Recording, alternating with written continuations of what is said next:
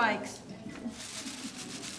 Good evening, everyone that's in the audience today and those online. Happy New Year, our first meeting of the year. Thank you for coming this evening. And Sherry, can you take a roll call, please? Yes, ma'am. Mayor Miller? Here. Vice Mayor Phillips? Sure, he might have been late. Commissioner Bryan? Here. Commissioner Economos? Here. Commissioner Lindauer? Here. Thank you. Sure. Reverend Bob, can you please lead us in prayers? I invite you to stand as you're able and join me as we come into this moment. Creator of all, we thank you for making all things new. We thank you for all that you've allowed into our lives throughout the past year, the good, along with the things that have challenged us. Because those are the things that have reminded us how much we rely upon each other and how much we rely on your presence and provision. We pray for your guidance in this new year. Guide the decisions we make as individuals and as gathered citizens and officials in this place. In this new year, open doors that are needing to be opened and close the ones needing to be shut tight. Bind up the things left unfinished and allow us to move forward, confident that we are moving in directions that promote love for neighbor and seeking the greater good for all. In your holy name we pray. Amen. Amen. Thank you. Please join me in the Pledge of Allegiance. I pledge allegiance to the flag of the United States of America and to the republic for which it stands, one nation, under God, indivisible, with liberty and justice for all. Thank you. Sherry, I'm here. Okay, this evening, we do not have any presentations or public notices, so we're going to go right on to the approval of minutes. The first one on December 6th was our regular scheduled city council meeting, city commission meeting. The second one was on December 13th, where we did an award, the Ralph Wheeler Award. We were very proud to award that to ACE. So may I hear a motion, please, to accept the minutes from December 6th? Andy? So moved. Thank you. I'll second. Thank you. Do we have any discussion on either of those minutes? Okay, if not, Sherry, can you take a roll, please? Commissioner Lindauer? Yes. Commissioner Economos? Yes. Commissioner Bryan? Yes. Vice Mayor Phillips? Here. Mayor Miller? Mayor Miller? Yes. Thank you. Okay, Becky, was that okay if I did those both together, or did we have to do them separate? You can do them together. Okay, thank you so much. And we had two consent items. Do I hear a motion to accept those without pulling either of those items? So moved. Thank you. Can I hear a second? Second. Thank you. Any discussion on either of those? Sherry, can you take a roll, please? Commissioner Lindauer? Yes. Commissioner Bryan? Yes. Vice Mayor Phillips? Yes. Commissioner Economos? Yes. Mayor Miller? Yes, thank you. Okay, next we'll go on to the report of our city attorney. Becky, Happy New Year. It's good to see you Thank back you. here. Thank you so much. What do you have for us this evening? Okay, well, since I last reported to you, I've conducted legal research and advised staff as to various issues for engineering services and construction work under continuing service contracts.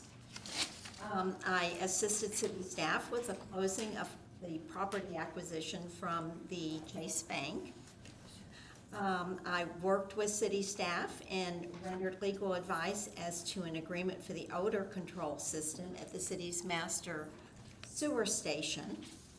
I advised city staff regarding waiver of certain statutory requirements pursuant to the governor's emergency orders. I assisted city staff with regard to issuance of building permits at townhomes at the Oceans for expansion of condominium unit appurtenances into common areas, and that is a continuing thing. I assisted city staff regarding second compliance hearings and appropriate notification to interested parties as to those hearings.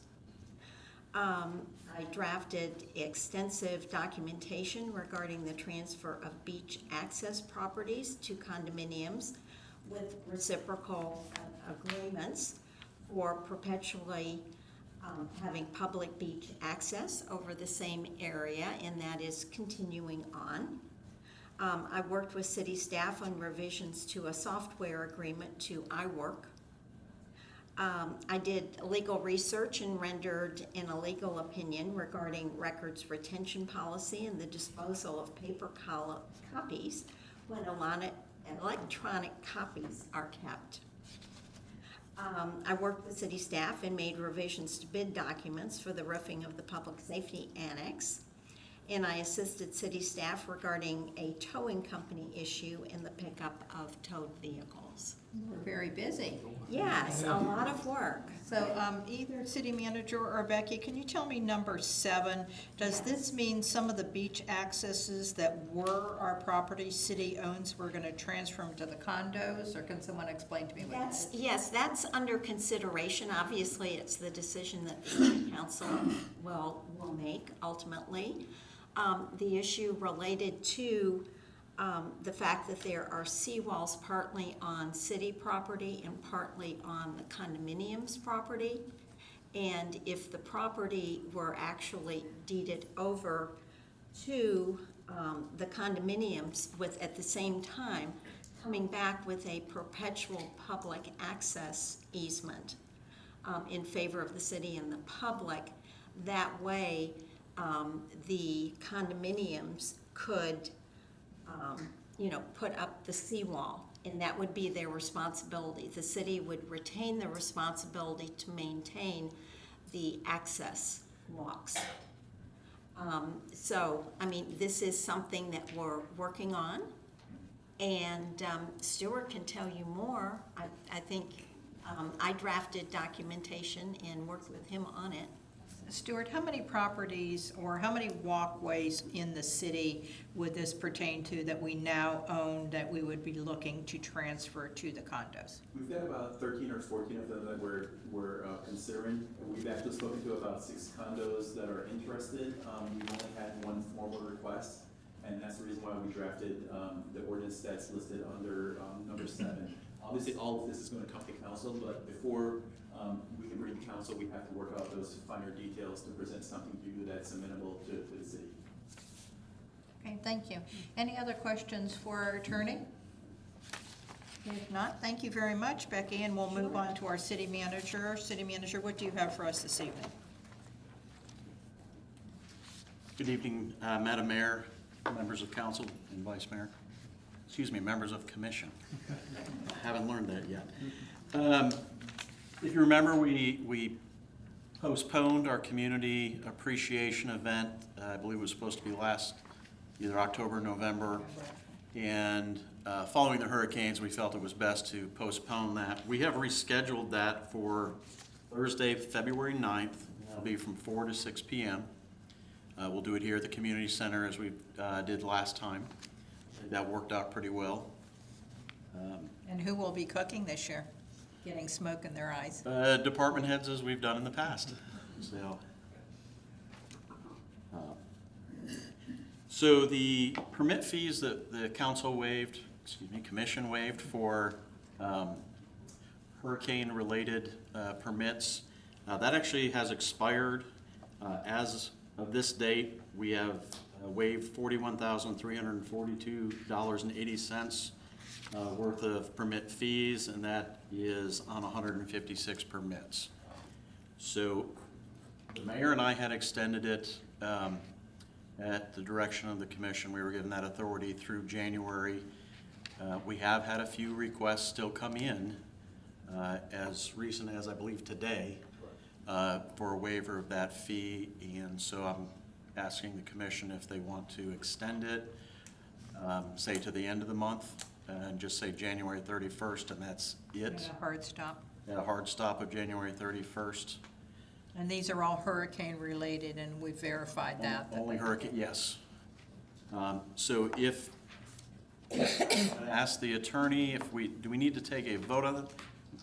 The mayor and myself were allowed extension to do it ourselves, but should we take a vote on that since we're doing a hard stop of January 31st? I think it would be a good idea. I so move. I'll second. And I'm fine with it. Okay, thank you. I'm fine with it too. So, January 31st, hard stop on that date. Okay, I don't think we really had a formal, I think there was a motion and a second, so you just need. Call the question. All in favor? Aye. Any opposed? okay, continuing on. We still have 10 buildings that are in an unsafe condition, 2 of which were pretty much unoccupied. One is going to be demolished that the owner wanted to do that anyway. So really 8 buildings are still in an unsafe condition of the 26 or 27 that we had after Nicole. So we're making progress, but I think these last 8 are going to take a little bit of time. And then I would like to bring up at a workshop and a few items. So we have in the past done a visioning workshop. It was discussed, I believe, back maybe in November about doing one at the beginning of the year. Was our last one actually in 2019? Has it been that long? 2019 is when remember we had the League of Cities folks come in and do it? That was the last one. Okay. I say League of Cities, I think it was the UCF folks through the League of Yeah. Cities, but yes, that 2019 was the last one. As part of that, if you would like to workshop it, have 4 things possibly to workshop, but staff had sent out, I want to say back in September or October, our goals and objectives for the year. We've kind of lost focus of those because of Ian and Nicole, and we're getting back to that now. So I'd like to add that as part of that. And then the next thing is, under my contract, I'm supposed to have an annual review by June 1st. But the commission and I are supposed to come to an agreement on how that is going to happen and what form that's going to take, so that I can know what I'm being reviewed on. So I'd like to bring that up at a workshop. And then back in November, I believe it was, a citizen mentioned creating a Gem of the City program, and also doing pictures of the mayors in the chamber. If you would like to workshop those concepts at that, I think we could do this all at one workshop. I don't think we need multiple workshops. But we would need to talk a date and a time for that if commission so chooses. I definitely would like to have that. I'm thinking, just from the sounds of things, that I would want to schedule at least 2 hours. So I know with some of the work schedules, we'd have to work out, is that one that starts at, just another evening one at 5 o'clock in the evening from a 5 to 7, is it a 6 to 8? And I'm open to either one, and pretty open on dates too. I'm thinking we should probably do it sooner or later than later. So, the end of January, or? Did you have a date in mind, City Manager? I did not have a date in mind. I wasn't sure if you'd want to do these all at once. Rather than having multiple workshops, I like the idea of all at once and just get into it and get through these things. So if we have it in the evening, for those of our commissioners that are working, is 5 o'clock enough time? And what day of the week? Vice Mayor, what day works best for you for having it at 5? And Chris works too. My preference is like a Thursday. Okay, Even a Friday would be okay, but Thursdays work for me. I'll just reposition the rest of the week, and hopefully I won't have any court meetings. But I think Thursday would be fine at 5. I think either one of You those. okay with that, Chris? Yeah, either one of those would be fine Okay, with me good. too. so right now, January 20, the end of the month doesn't look real good. January 26th, we have the Volusia League of Dinners on Thursday, and then Friday, the 27th, let me ask our Recreation Director, but I believe that's the evening that Doobie Brothers will be in this facility. What? The Doobie Brothers? Not Not the, but, Be careful how you speak. You had my heart going. but you can come, I'm sure they'll be good. Okay, so now are we looking at the following week, going into February? Is that League of Cities dinner in January or Yep. February? January 26th, In lovely Pearson. on the other side of the state. So on Thursday, then what would that date be? Well, I'm trying to go to the 2nd, but with being the Volusia chair, I do have something in South Daytona that night. But I could do February 3rd. Can everyone look at their calendar and see if February 3rd looks okay? The third would work for me. No. I'm trying to read Stacy's lips. Okay. I'll make it happen. It looks okay. That's a Friday. At 5 o'clock? At 5 o'clock on Friday the 3rd. Are there any objections? Are we available February 3rd? Is February 3rd okay? Oh, yeah, I'm putting it in the calendar. Okay. All right, and then we're okay with February. Thank you. Okay, February the 3rd, then at 5 o'clock. And if anything pressing comes up, we can change it. So that will be a workshop. Let's schedule it from 5 to 7. I'd rather go, remember last time we had to go a little bit over. So how many items do we have, City Manager, on there? 4 right now. Madam Mayor, Yes. I'd like to add an item to that workshop too, discussion of making a difference award for citizens or businesses. Would We that be could- different than that Gem of the Shores? You Yeah. want to name it Well, I something don't know different? whether, I'm sure the details of the Gem of the Shores, but if it works together, that's fine. If Okay. it doesn't, I'd like to have a separate thing for it. Okay. Kurt, the only thing that I'm a little bit concerned about is I know I was responsible last time for our city manager's evaluation, and that was quite a lengthy process. So I'm a little bit worried about having that with 4 or 5 other items there, but I don't want a separate workshop. But I'm thinking we almost should, just to have just the evaluation. Does anyone else feel the same way? Like I said, I did a lot of work reaching out to, is it ICMA, and I believe that's the form you used last time for Mr. Booker. And if it makes it easier, I'm amenable to that form. To be honest with you, I haven't even looked at the form, but Sherry, can you, ahead of time, you have that form that I approved last year, the one that we used, can you send that out to everyone? And if we feel like we're pretty much in agreement and we just want to review what it looks like, I think we can do it all in one workshop. If we have any feedback or pushback that that's not going to work, then we'll need a separate one, we'll schedule it that time. Does that work for everyone? Yes. Okay, Just want to confirm the time, 5 to 7? 5 to 7, Okay, on Friday, the 3rd. 3rd.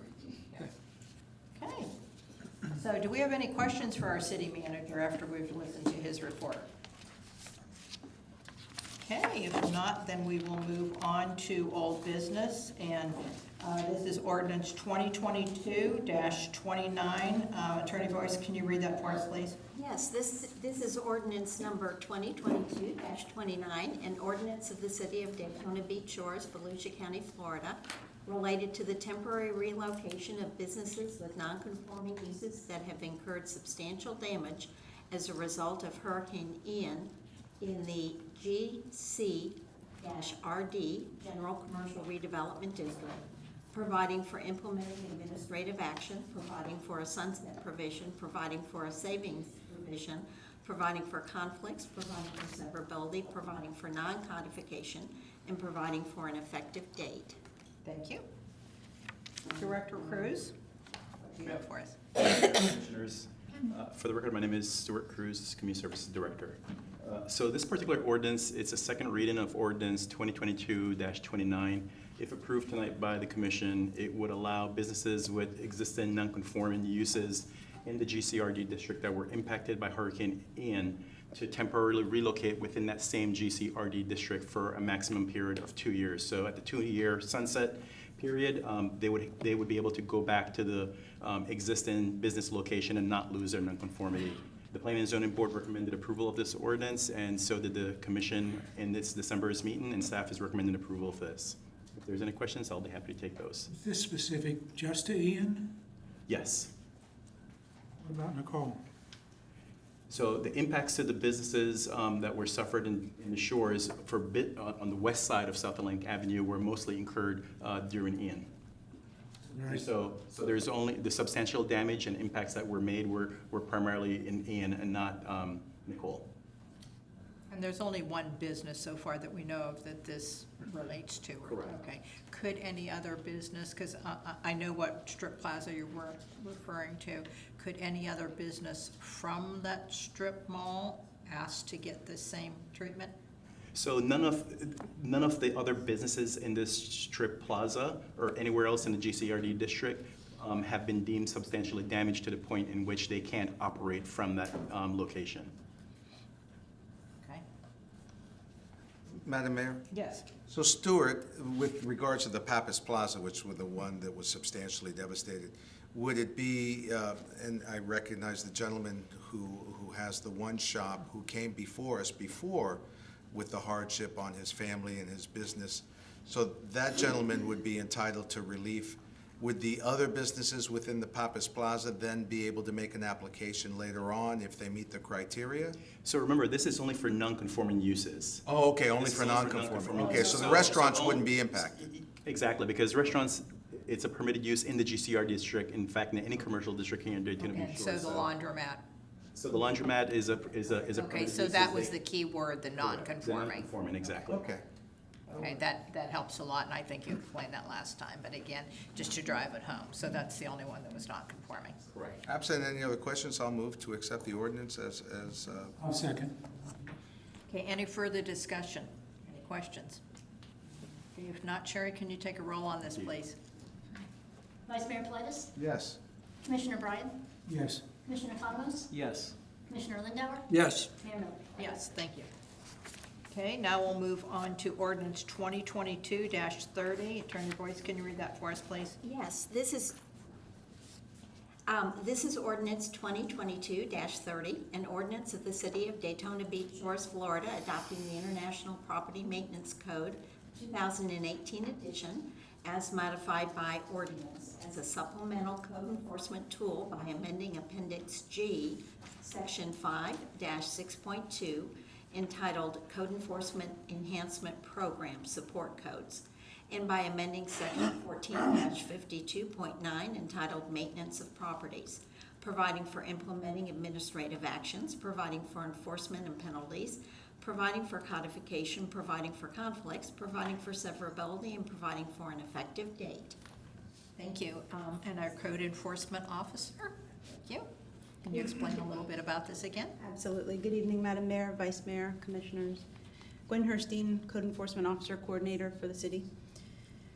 Ordinance 22-30 would adopt an amended version of the 2018 edition, specifically of the International Property Maintenance Code, which would allow simple and direct enforcement of more complaints, many of which are basic health, safety, and welfare concerns. Staff hereby makes an administrative request that the City Commission adopt this ordinance tonight at its second reading. And as such, staff is recommending approval of this ordinance as presented. Thank you. Any questions for our code enforcement officer? And if not, do you hear a motion to accept? I move we accept ordinance 2022-30 on the second reading. Second. Thank you. Any discussion? Sherry, can you take a roll, please? Commissioner Lindauer, Yes. Commissioner Bryan, Yes. Vice Mayor Politis, Yes. Commissioner Economos, Yes. Mayor Miller. Yes, thank you. Thank you. Okay, next we're going to go on to item C. This is a non-conforming sign removal incentive grant application. I believe that Noel will come up to explain it to us and to refresh our memory. Noel, was this the one that we had a little bit of question maybe because of the Daytona Beach Shores in the website? That is correct. Okay. Good evening, Mayor, Vice Mayor, Commissioners, Noel Eaton, City Planner. This is a postponement, or I guess later on, of the application for Mad Dog Surf Shop at 3634 South Atlantic Avenue. The concern was that the website displayed the Daytona Beach address. I called them the next day and they changed that the same day.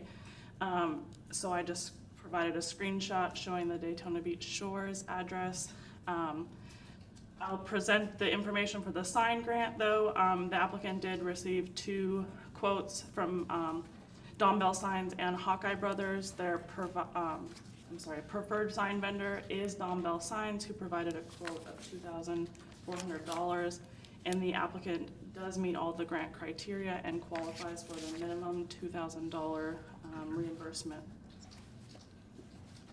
This is images of the previous sign on the left and then the proposed sign on the right. You can see it didn't meet the height requirements for monument signs, so they are lowering it to conform to the monument requirements. And I know the applicant is here tonight if you have any questions. Okay, thank you. Thank you. Do we have any questions for the applicant? I just have a question for Noel. I'm sure you can answer. Are they physically located in the shores? They are. Okay. That is part of the grant criteria. Yeah. All right, if there is no other comments, then I hear a motion to approve this grant. So move. We have a second. I'll second. All right, any other discussion on the item? Sherry, can you take a roll on this one, please? Commissioner Economos? Yes. Commissioner Lindauer? Yes. Vice Mayor Politis? Yes. Commissioner Bryan? Yes. Mayor Miller? Yes. Thank you.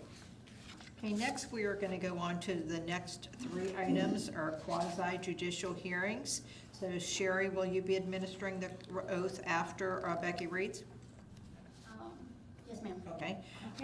Becky, ordinance 2022-24, please. Thank you. This is ordinance number 2022-24, an ordinance of the City of Daytona Beach Shores, Volusia County, Florida, assigning the RSF2 Urban Single-Family Residential Detached District zoning classification to annex single-family residential property generally located at 2822 South Atlantic Avenue, short tax parcel ID 5327-05-00-0980, providing modification to the official zoning map, providing for implementing administrative action, for providing for non-codification, providing for an effective date. Thank you. Sherry? If any staff or any applicants wish to speak during the next 3 hearings for rezoning, please stand. You swear to tell the truth, the whole truth, and nothing but the truth during the next 3 hearings. Thank you. And in reference to ordinance 2022-24 at 2822 South Atlantic Avenue, has anyone on the dais had any ex parte communication with anyone on this item? No. No. Oh, Thank you. Do I hear a motion to accept? I'd like to know who is this person and where is the property located at? I'm sorry. Okay. Good evening, Noelle Eaton, City Planner. This is the first reading of ordinance 2022-24. The next 6 items are items that have been rescheduled from the November 9th meeting that had to be rescheduled due to Hurricane Nicole. So we had to renotice properties, and so it is coming before you tonight, these next 6 items. This is an amendment to change the zoning classification of recently annexed property that was annexed by the commission in October. So now we need to assign zoning and land use to these 3 separate properties. This is 2822 South Atlantic Avenue. It was previously in Volusia County under the R4 zoning district, and the request is to change the zoning to the City of Daytona Beach Shores RSF2 Urban Single Family Residential District. I've included the Florida statute below. This is a requirement by state law to assign city land use and zoning after annexation.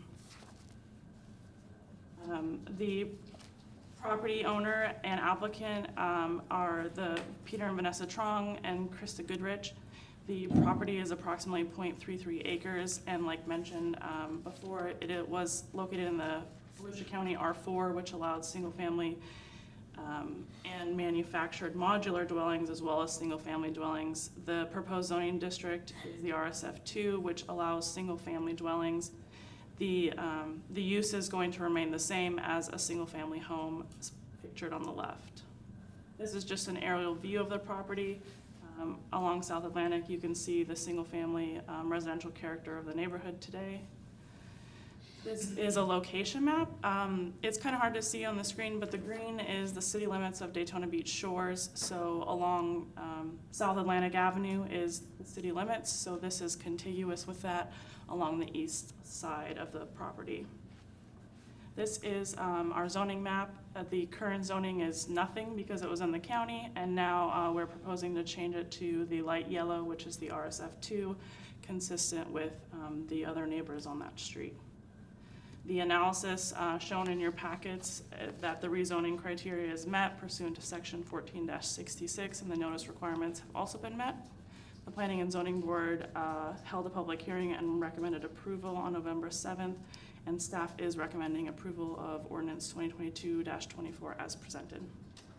Thank you. Thank you. Any questions for Noel? This doesn't appear to be controversial at all. It's basically a straight thing from the county to the city. Yeah, it's kind of an administrative process. They've already they're in the city today. We just have to assign them a compatible land use and zoning. And Madam Mayor, Yes. Mel patrols the beach. I patrol A1A because I walk up and down that sidewalk, and I got to tell you, those owners have improved the property.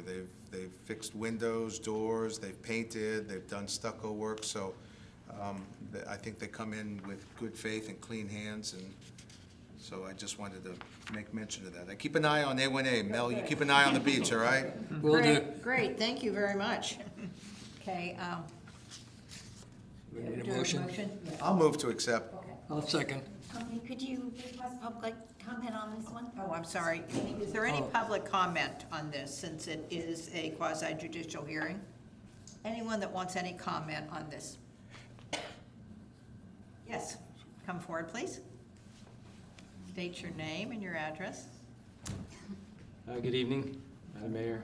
Madam Mayor, I believe you'll need to be sworn in. Thank you. Does he need to be will. sworn in? Yes. Comments? Okay. Yes. Please raise your right hand. Okay. Do you swear to tell the truth, the whole truth, and nothing but the truth during today's hearing? I do. My name is John Danis, 2837 South Atlantic Avenue. So we live across the street, quasi across the street from these folks. And this property and the other properties that are along the strip, some of them are proposing Airbnb and things like that. We have seen some activity that wasn't necessarily positive, where some of the tenants had come across the street, jumped people's fence, got into their yard, and things like that. So it's just a comment. It's nothing for the commission to actually go do anything about, but it's just something to be noted as this annex is happening, and maybe there could be some commentary when we talk to them or we present to them that behavior is important to the community. Right. Okay, thank you very much for that. Stuart, can you come back up again? Can you explain, and I was going to talk, a little bit about this, about the municipal legislative committee I'm on, and what we brought forth was short-term rentals. Now, I know in something like Ponce Inlet, they have a lot of issues with short-term rentals. We do not, for the most part, because 80% of our residents live in condos, and those HOA documents guide those. So we're talking about the other 19 to 20%. But please refresh us on, because we weren't grandfathered in the 2011, can you just tell us a little bit about that, please? Stuart Cruz, City of Daytona Beach Shores. So, Madam Mayor, you are correct. Every local government in the state of Florida has different regulations with regards to short-term rentals. Some of them, like the City of Daytona Beach Shores, are actually precluded by state law to regulate short-term rentals. I believe it was 2011, Attorney Bose, if I remember correctly. I'm saying, I think in 2011. It is, I think the end of June 2011, you couldn't prohibit them, and you couldn't regulate the duration of the stay. There are other regulations that are possible, and I do represent two cities, City of Cocoa Beach and City of Anna Maria, that do regulate vacation rentals, but you cannot prohibit them. Correct.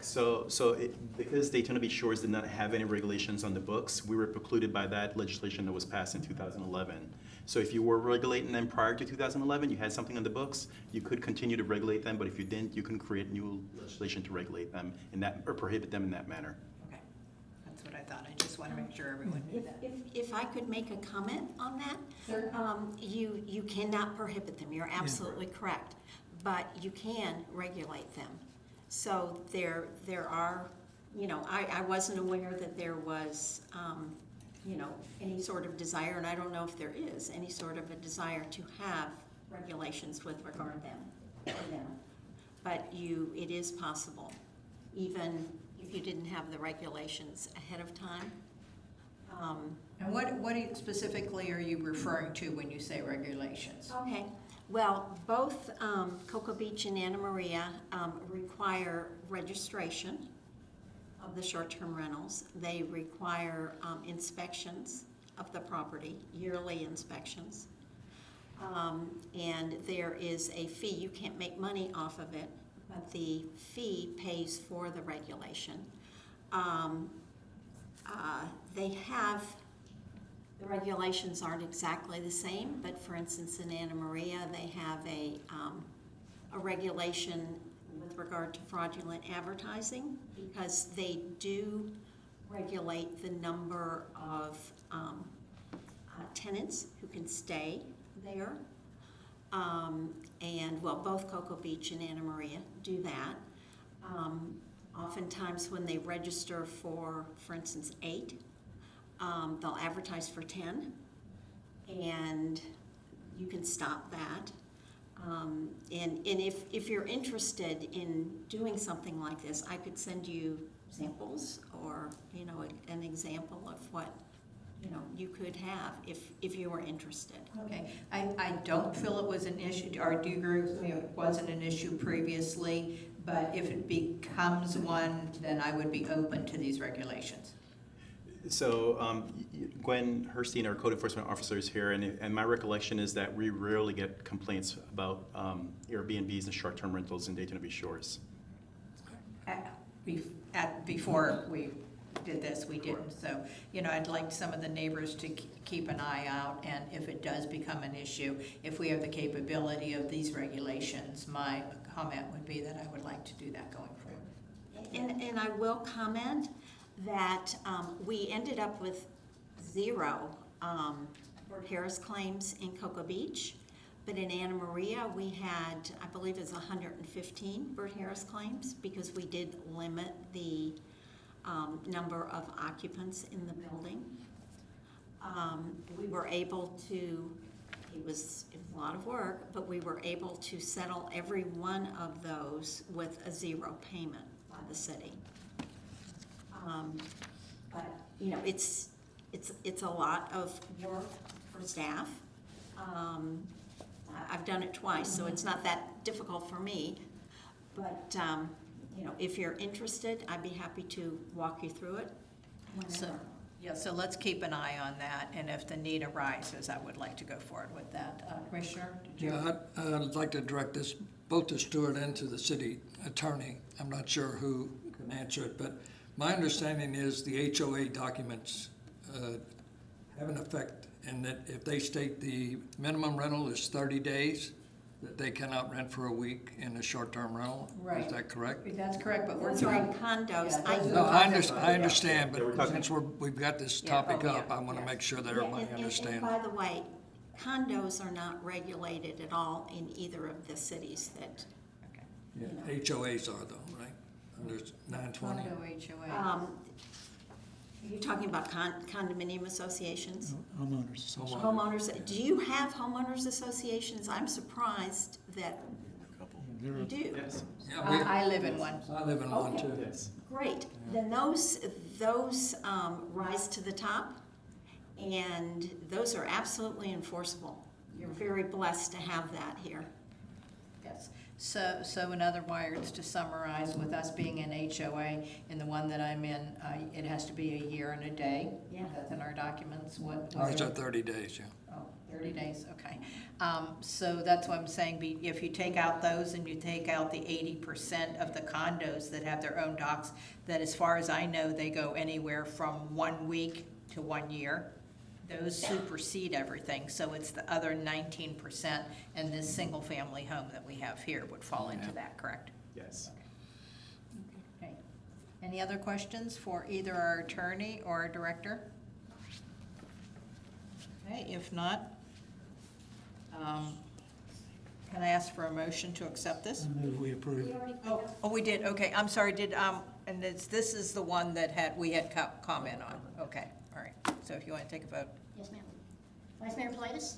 Yes. Commissioner Lindauer? Yes. Commissioner Cosmos? Yes. Commissioner Bryan? Yes. Mayor Miller? Yes, thank you. Okay, so now we're going on to ordinance 2022-26 at Cardinal Avenue. Becky, can you read that for us, please? Yes, ma'am. This is ordinance number 2022-26, an ordinance of the City of Daytona Beach Shores, Volusia County, Florida, assigning the RSF2 Urban Single Family Residential Detached District zoning classification to annex single-family residential property generally located at 3615 Cardinal Boulevard, short tax parcel ID 6302-05-10-0111, providing modification of the official zoning map, providing for implementing administrative actions, providing for non-codification, providing for an effective date. Thank you. Good evening again, Noelle Eaton, City Planner. This is ordinance 2022-26. This is to assign the zoning classification to the property at 3615 Cardinal Boulevard, to assign the Daytona Beach Shores RSF2 Urban Single Family Residential Detached District. Again, this is due to state law after having been annexed into the city limits. The owner and applicant is Teresa Durkin, and the property is approximately 5,000 square feet. It is currently, until a zoning is assigned, in the Volusia County R6, which allows single-family manufactured dwellings and two-family dwellings. The use today is a single-family home, and the proposed Daytona Beach Shores zoning is that RSF2. The use will remain the single-family dwelling. This is an aerial view of the property, the residential characteristics along Cardinal, and then the commercial zoning on South Atlantic Avenue to the east. This is the location map. Again, in the green is the city limits of Daytona Beach Shores, so this property is contiguous along the south and east side. This is our zoning map. On the left is blank because it was in the county, and now we're proposing the yellow RSF2 consistent with the property to the south.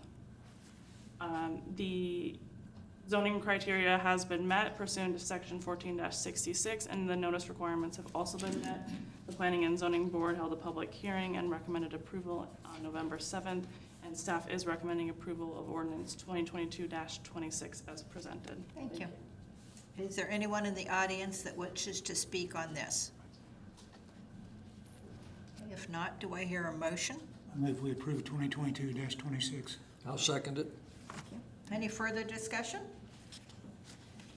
Sarah, can you take a roll on this, please? Commissioner Bryan? Yes. Commissioner Lindauer? Yes. Commissioner Cosmos? Yes. Vice Mayor Politis? Yes. Mayor Miller? Yes, thank you. Okay, now we'll move on to ordinance 2022-28. Becky, can you read that for us, please? Yes, Madam Mayor, this is ordinance number 2022-28, an ordinance of the City of Daytona Beach Shores, Volusia County, Florida, assigning the RSF2 Urban Single-Family Residential Detached District zoning classification to annex single-family residential property located at 105 Broad Avenue, short tax parcel ID 533505000260, providing modification of the official zoning map, providing for implementing administrative actions, providing for non-codification, providing for an effective date. Thank you. Good evening again, Noelle Eaton, City Planner. This is ordinance 2022-28. This amendment is to assign the zoning classification of the RSF2 to the property at 104 Broad Avenue. Again, this is a state law requirement. The owner applicant is James Tully, and the property is approximately 9,000 square feet. It was previously located in Volusia County R9, which allowed single-family and manufactured modular dwellings. The use is the single-family home today and will remain, and the proposed zoning is the RSF2 Urban Single-Family Residential District. This is just an aerial view, again, showing the residential character of Broad Avenue. A location map showing the city limits. You can't necessarily tell in this photo, but when we annex property, we annex up to the center line of the roadway. So in this case, the property abuts the city limits on the south side. We will annex up to the middle of Broad Avenue. We have already annexed. This is the zoning map showing, again, the yellow RSF2 on the right-hand side, consistent with the rest of the neighborhood. The analysis shows that the criteria of section 14-66 has been met, and the notice requirements have also been met. Again, the Planning and Zoning Board held a public hearing on November 7th and recommended approval, and staff is recommending approval of ordinance 2022-28 as presented. Thank you. Is there anyone in the audience that wants to speak on this property at 105 Broad Avenue? Okay, if not, do I hear a motion? I'll move to accept. Second. Thank you. Any discussion? If not, Sherry, can you take a roll on this, please? Vice Mayor Plitus, Yes. Commissioner Conros, Yes. Commissioner Lindauer, Yes. Commissioner Bryan, Yes. Mayor Miller. Yes, thank you. Okay, now we're going to go on to new business. Well, next we'll have ordinance 2022-23, a comprehensive plan. Can you read this for us, Attorney Grace? Thank you, Madam Mayor. Ordinance number 2022-23, an ordinance of the City of Daytona Beach Shores, Volusia County, Florida, relating to comprehensive planning, amending the City of Daytona Beach Shores Comprehensive Plan, amending Chapter 1, Future Land Use Element by amending map L4 entitled Generalized Future Land Use Map 2030, assigning the residential low-intensity future land use designation to annex single-family residential property generally located at 2822 South Atlantic Avenue, short tax parcel ID 5327-05000980, providing for implementing actions, providing for conflicts, providing for severability, providing for non-codification, and providing an effective date. Thank you. Good evening, Noelle Eaton, City Planner. This is the underlying layer of what we just did. We assigned zoning, now we have to assign the land use of these three properties. This is the property at 2822 South Atlantic Avenue. The ordinance 2022-23 is to assign the residential low-density land use classification to this property, consistent with the RSF2 zoning designation. Again, the property owner is Peter and Vanessa Trong and Krista Goodrich. The current future land use is of Volusia County urban low intensity, which allows 0.2 to 4 units per acre. And the proposed Daytona Beach Shores land use is the residential low intensity, which allows 0 to 4 units per acre, which is consistent with county land use. The use is going to remain the single-family home today. This is another aerial view of the property. This is our land use map showing on the left-hand side the previous, that there was nothing because of the county. Now we are going to the residential low density, again, consistent with the neighborhood. The impact analysis shows that there is no change between the land use in the county to the land use in the city. Planning and Zoning Board did hold a public hearing on November 7th and recommended approval, and staff is recommending approval of ordinance 2022-23 as presented. Thank you. So again, just a formality, a legal formality. Yes, that's correct. All right, do I hear a motion? I move that we approve ordinance 2022-23. For a second? Second. Thank you. Any discussion? Hey, Sherry, can you take a roll on this? Commissioner Lindauer, Yes. Commissioner Bryan, Yes. Commissioner Conlon, Yes. Vice Mayor Plitus, Yes. Mayor Miller. Yes, thank you.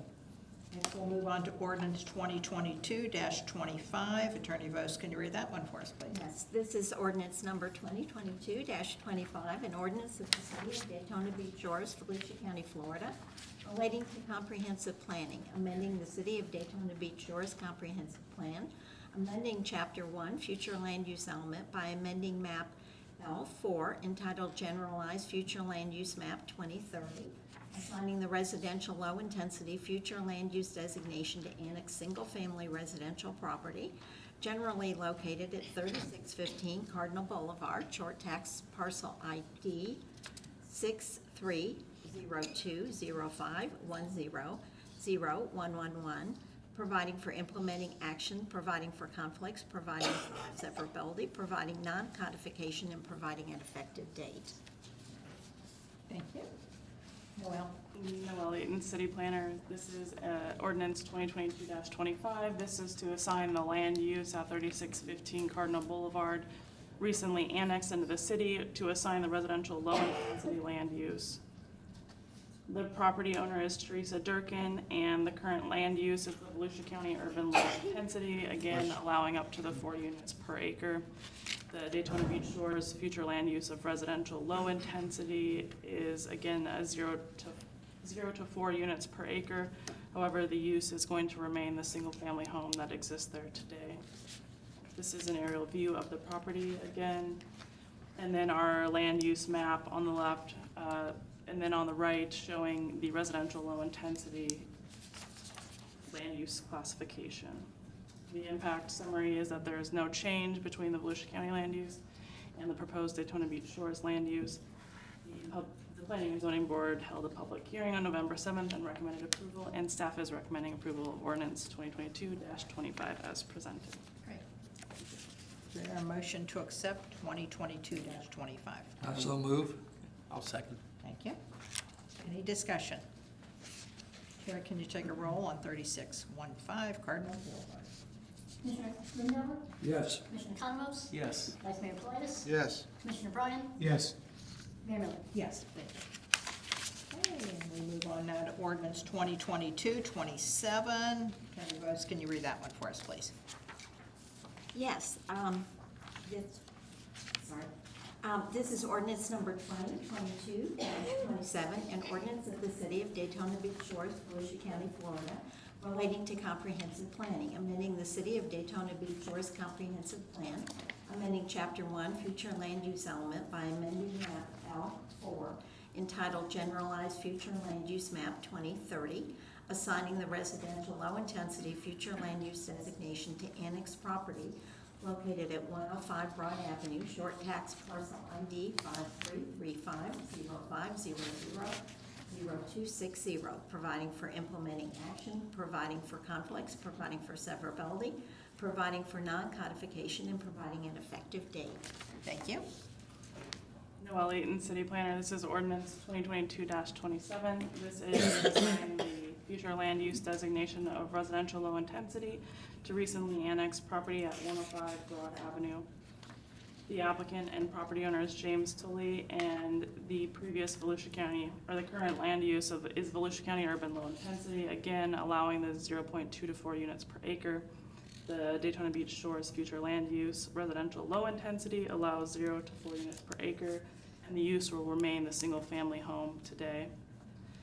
The same aerial view of the property, our land use map on the right-hand side showing the residential low-intensity land use. The impact summary shows that there is no change in the land use change. Planning and Zoning Board held a public hearing and recommended approval of ordinance 2022-27, and staff is also recommending approval of ordinance 2022-27 as presented. Thank you. Is there a motion to accept? I so move. I'll second. Thank you. Any discussion? Or can you take a roll on this one? Commissioner Lindauer, Yes. Commissioner Economos, Yes. Commissioner Bryan, Yes. Vice Mayor Politis, Yes. Mayor Miller. Yes, thank you. Okay, next we're going to go on to a non-conforming sign removal, a grant. Noel? Good evening, Noelle Eaton, City Planner. This is a non-conforming freestanding sign grant for 2613 South Atlantic Avenue, which is the Emerald Shores Hotel. The applicant is Mike Hansen, and the owner is Jay Matwani. Staff did receive a completed application on December 14th. The applicant did meet the grant criteria and provided 2 sign quotes, one from Hawkeye Brothers for $30,230.50. And the preferred sign vendor, Don Bell Signs, provided a quote of $28,791. This application qualifies for the maximum $3,000 of reimbursement funds. Staff is recommending approval of the sign grant on the condition that the sign meets all the requirements of the applicable sign standards and that there are no code enforcement violations prior to distribution of funds. This is the previous sign. I say previous because it's not there anymore. It was damaged from the hurricane. And then the proposed sign on the right-hand side. And I do have to state, this was more in line what we thought that people were gonna be running into that dollar amount and that we're gonna help them out, not pay the majority. That's done. There a motion? I so move. Yes, ma'am. I'll second it. Thank you. Any questions? I'll make a comment. I can agree with you, Madam Mayor, that the previous applicant, the rules are the rules. I'm sure staff and commission will change those criteria to make it a little more realistic with regards to what we do, maybe more of a percentage as opposed to a minimum, so that way we're assisting but not funding. I agree with you, Madam Mayor, but this is obviously in line with the spirit of the grant program to assist, to give incentive. And, you know, we don't know as commission people, and it's really none of our business what portion of this was paid for by insurance, but that's, you know, that's the property owner and that's their business. But again, I love the incentive program, but I agree with you that in the future we'll draft the grant program a little bit better to make it a percentage as opposed to a dollar amount. But you know what? We're a work in progress. We learn. Lessons learned. So, Madam Mayor, if I could, just the incentive grant program is over as of December 31st. I know it is. If we ever do anything similar, I think Right. he's saying. Yes, Commissioner. Mike, I'd like to point out that this has been an ongoing project for something like 10 years. 11 now. 11 years, and the people could have gotten a lot more if they acted when it was first implemented. I got on city council in 2016 and saw that people were not doing it and suggested that we phase it out to give them incentive to act promptly, which they failed to do. The people now that are getting it are at the end of the period, and that's why they're getting the small amount. They would have got a lot more if they had acted in a timely fashion. So I just wanted to bring that up. So I didn't know that. Thank you. No, I think we talked about it at the beginning because there was some hesitant on even giving them anything at all because they had 10 years. And I think at one time it might have been as high as $6,500. And like Commissioner saying, you know, it went down, it went down. My thing was I want compliance. So if we're going to give $2,000 to $3,000 and we have compliance, Ian and Nicole helped us a little bit along, but that was my end game, was the compliance. So, you know, that's why we put that amount in. And it is set up to be a 15% matching funds, but as you said, the commission notched it down to do a minimum 2,000, maximum 3,000, so it's a very narrow window. And it ended on December 31st. Correct. Okay. And we have 27 signs remaining. Some of them are just the poles left, but there's still non-conforming structures that are counted. Okay, and tell me again, Nicole, when will those go before our code enforcement, or we need to ask when does that start? April 12th? So, Go ahead. okay. I think you're on, it sounded like we could hear you. So the amortization extension that was granted by the council last year expires in April, I believe it's April 9th through 10th of this year. And so after that, essentially it's all fair game. Okay, great, thank you. And they are well aware of that. Correct. Okay, thank you. Madam Mayor, we still would have, if If this grant is approved, with the approval of the other one, we would still have $22,807 left in grant funds in this budget year. If the council would choose to extend that for, say, another month, for them to apply, just adding that in there if that's something you want to do. But we already extended it to December because of the hurricanes. We had it originally, I believe it was a November deadline.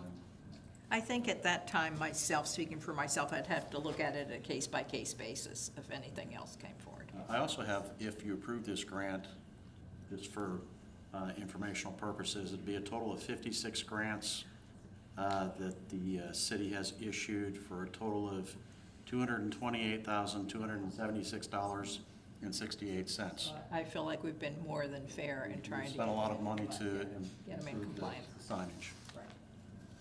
I believe we started with 150. Wow, and we're down to 27. 27. Right, have we had any interest from any of the 27? There are some that are pursuing permits, yes. Okay. Not necessarily the sign grant. They do know it's available. No, it was available. Correct. And I think we have a motion and a second on this. Okay.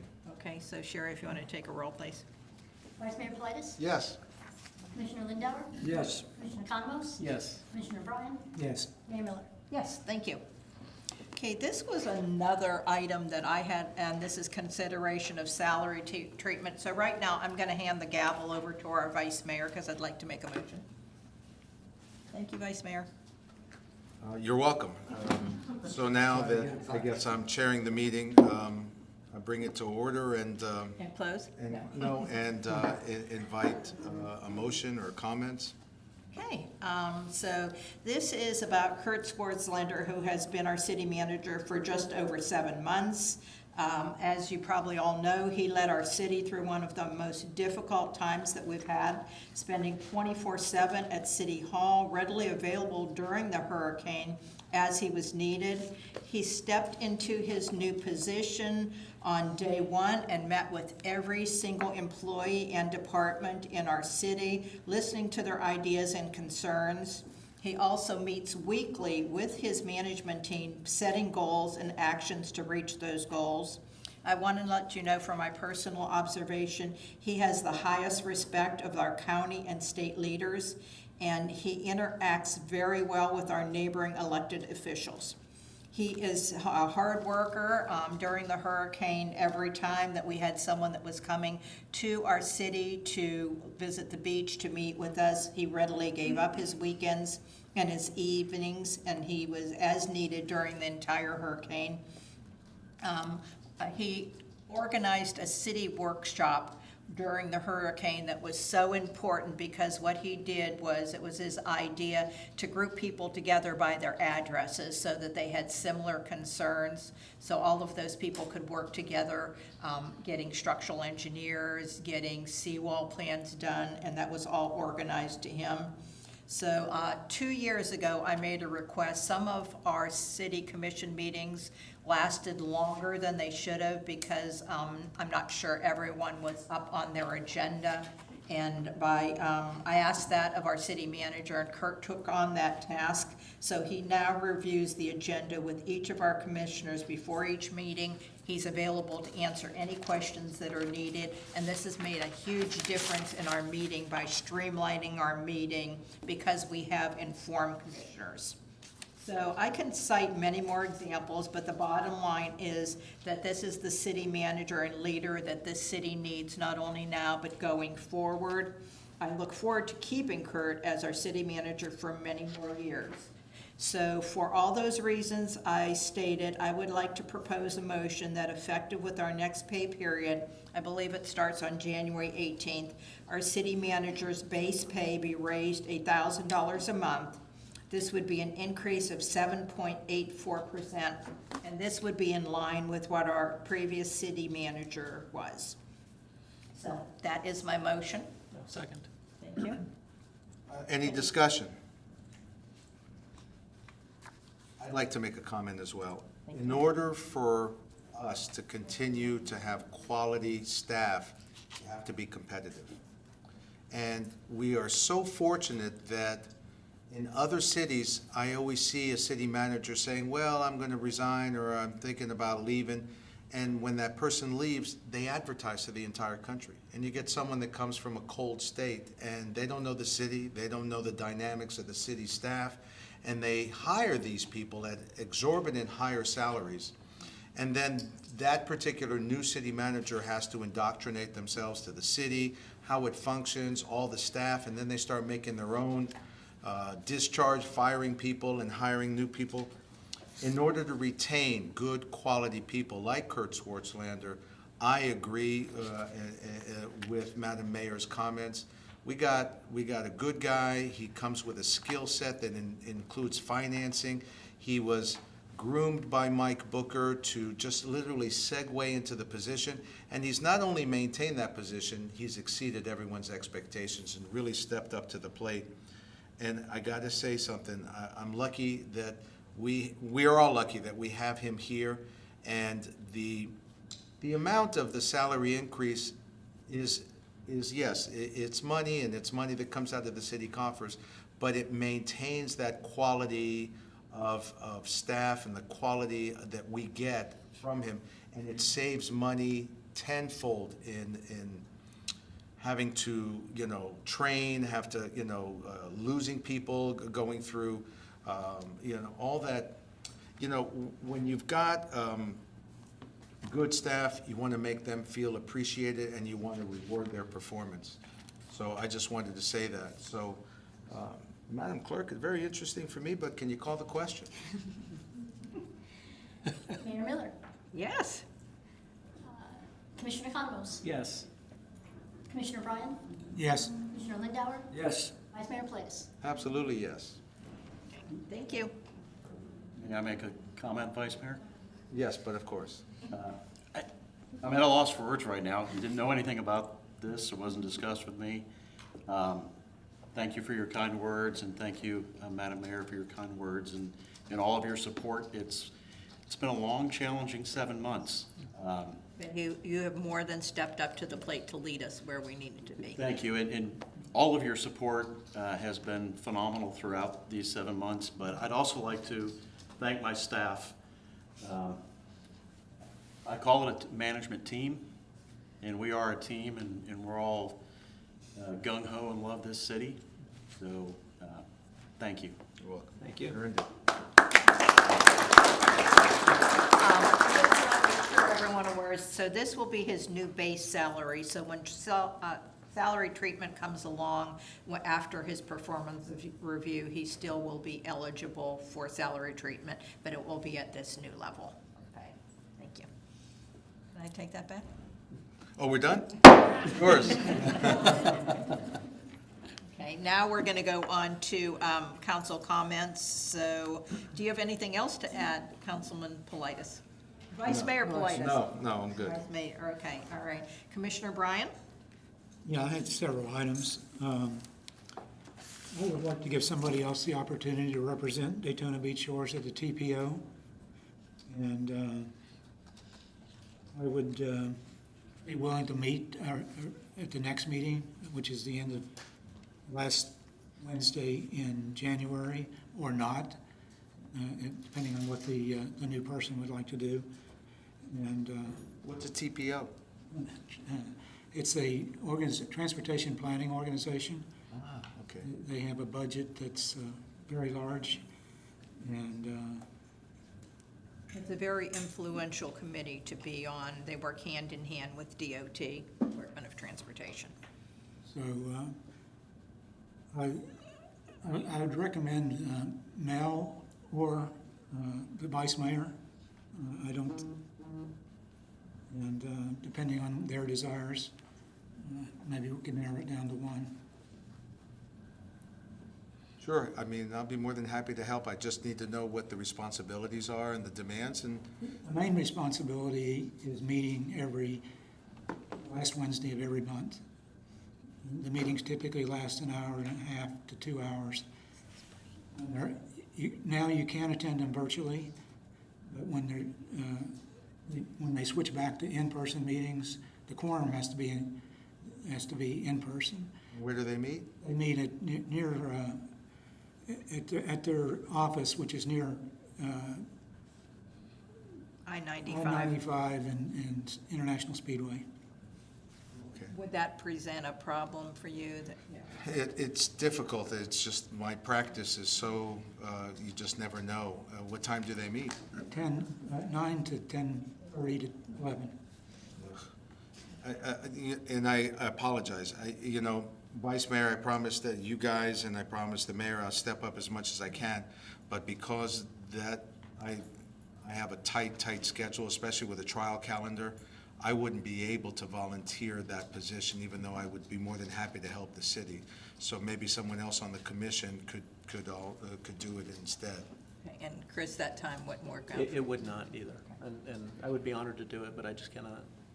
Well, I would have a hard time based on Marlene's situation, so I couldn't commit. I'd be glad to do it when I was available, but I just can't on a regular basis say that I would be available. Okay, well, we need, I was on the committee probably for about a year, so we do need representation on the committee. Do you want to try it and see it? Is Wednesdays bad for you?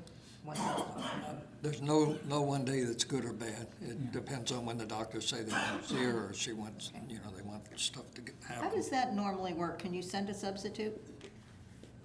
Typically, people don't. I don't really know whether they have a rule for or against that, to tell you the truth. I've attended all the meetings or most, I'd say at least 90% of the meetings, either virtually or in person.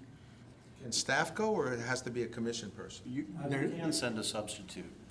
Yeah. All right, Mel, would you be interested in at least trying it, and I would act as your Sure. backup? Virtual would. I would work a lot rather easier. I'd rather have it in person. I mean, just me going to the meetings, I know you get so much out of it. The purpose of this is to meet your fellow commissioners, your fellow mayors, everyone that's on that commission, and interact and collaborate with them. Yeah, my only comment is that I would probably be available more for a virtual than a regular meeting. Madam Mayor, let me give it a try. Let me go back to my office manager with a bulletproof vest, and let me see if she'll let me do it. Well, And let me ask her, and if I can, then I can make a commitment, since it's only one time a month. I may be able to work it around, so, Richard, if you don't mind, let me give it a shot, and then I'll get back to you, if you don't mind. And I can be a backup for And anyone. I'll be a backup too. Thank you. I'll make it a try. I think if I can plan in advance, I can do it. One of the first of all, Daytona Beach Shores is one of the small cities, and so right now Daytona Beach Shores doesn't actually have a vote. Small cities rotate the ability to vote among 6 cities, I think. But one of the big advantages, particularly for somebody new, is just making connections.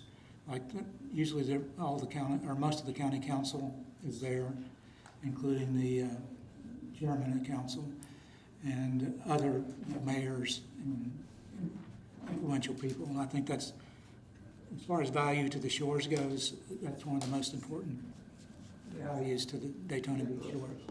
9 to 10:30, Last Wednesday of last every Wednesday of the month. Let me see what I can accomplish, and I'll report back to Madam Mayor and as well as to you, Commissioner Bryan, okay? Very good. Okay. As you all know, I've been meeting with what I call the Ad Hoc Engineering Committee to talk about seawalls and other forms of armoring. And one of the most important things that we could do now as a city is to, I think, pass a resolution asking for common sense with regard to the turtle season. We would like to see most construction continue or start during turtle season, and I think there are reasonable ways of handling that. Fish and Wildlife is the primary contact there. I think whatever they would decide, DEP would go along with it. I think adding our weight with a resolution might help a little bit at least. I think Kurt and I are planning to meet with some people at the county to at least try to get them on board. The county doesn't make the final decision, but if this was supported by the county and the city and other cities, it's important. I think the county has the attitude right now, well, that's May, so we don't really need to get any kind of an agreement at this point in time. But I know right now a lot of people, a lot of property owners think there's a May 1 deadline to actually get a seawall built. Now, I don't think anybody, or very few people, are actually going to have a seawall by May 1, but some of them are willing to pay big premiums to get a promise that that's going to happen. And the promise is, in my opinion, an empty promise, because none of the contractors are going to sign up for penalties.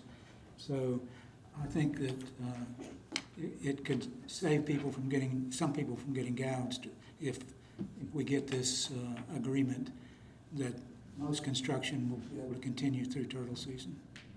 And I don't think the resolution has to be much more complicated than that. It's that we work out an arrangement where most construction could continue. And for the resolution, I think the sooner the better. So I don't know. I'm sorry, exactly what would the resolution state, Commissioner? I think it should just, it could be just as simple as saying, we would like for Fish and Wildlife and DEP to come to some agreement that would allow most construction to continue or begin during turtle season. And leave the details up to them, you know. And so is that a resolution you could bring forward next meeting? Yeah, it could be, I could talk to Becky, we could either bring it forward. Is there any way to get a resolution passed without bringing it up in the meeting? Unfortunately, no. The notice it. But in the meantime, you know, Kurt and I hope we can work on some county people to try to get them on board. Okay, was there anything else?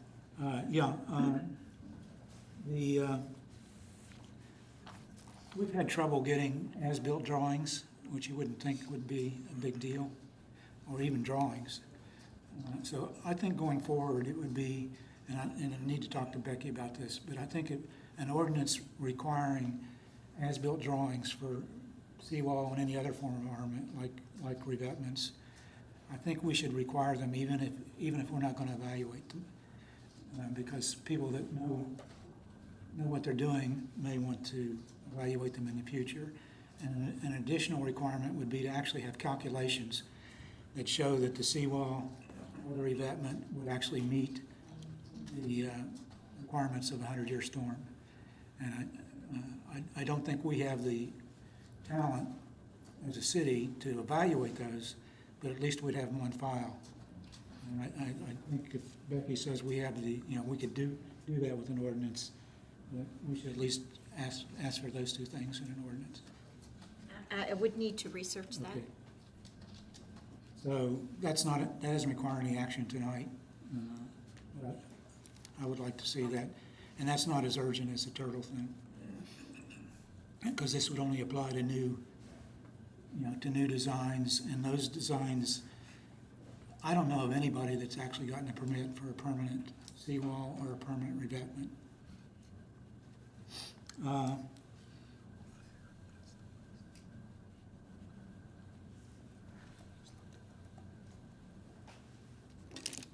know there was a fourth one here.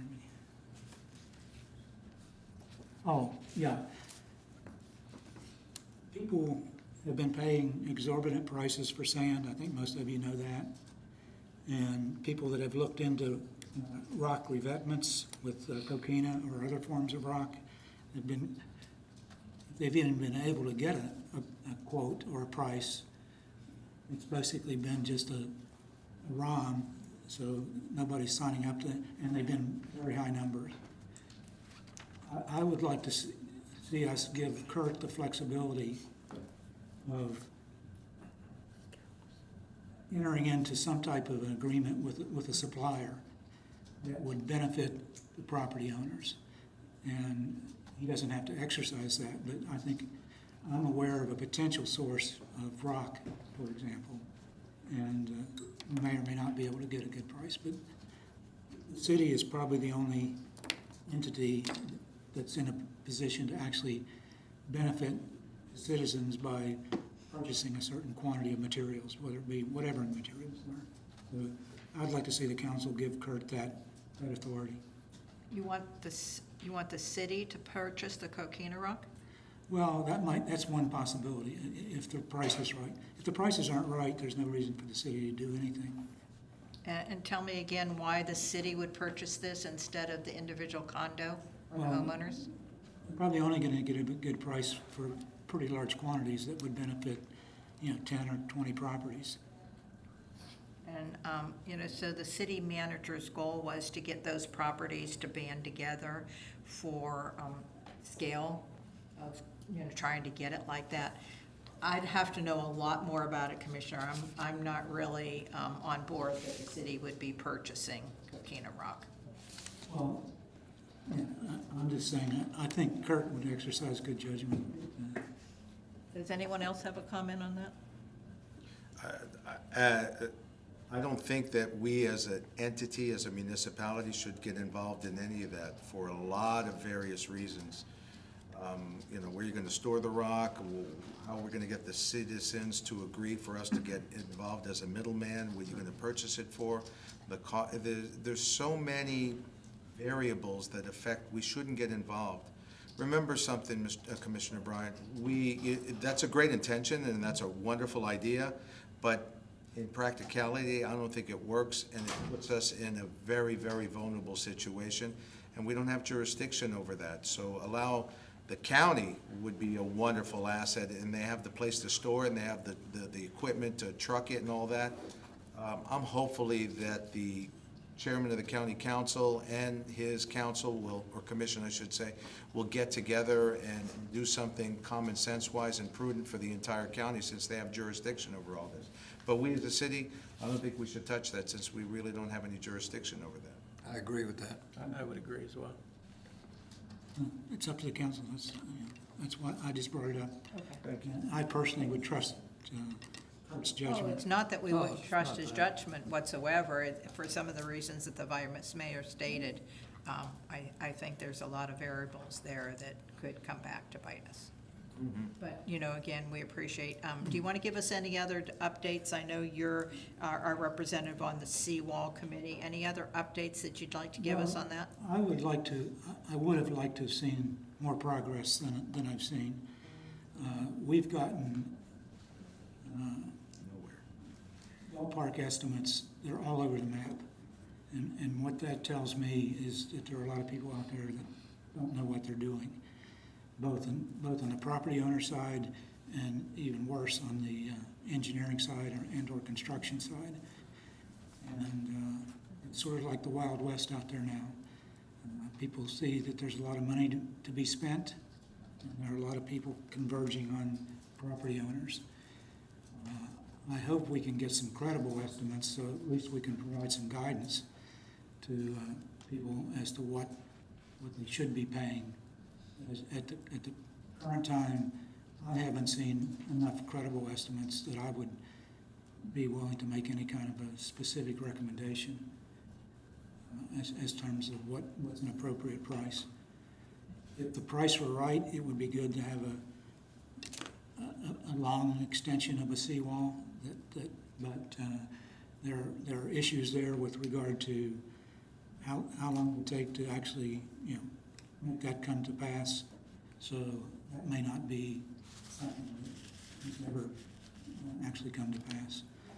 From a technical standpoint, I think there are some designs that are being proposed that just won't work as far as protecting against the under-year storm. And there are property owners that want to come to this committee and sort of ask the question, will this work? I think the committee will at least be able to offer whatever opinion. And then in the construction phase, it would be nice if some of the property owners would take advantage of economies of scale. But getting them together was a good idea, but I think people are pretty much looking out for themselves by and large, and going off in a lot of different directions. Okay, well, thank you for that update. Going forward, I'd like a lot more transparency, so for those of us that are on any committees, I would like a monthly update at one of the meetings of what's going on, so the TPO would be one of those. Do you have anything else to add? Okay. Commissioner? Yes, I wanted to comment on the discussion that Kurt. I wanted to agree with the vice mayor, but we took a vote before I got to chime in, which is fine.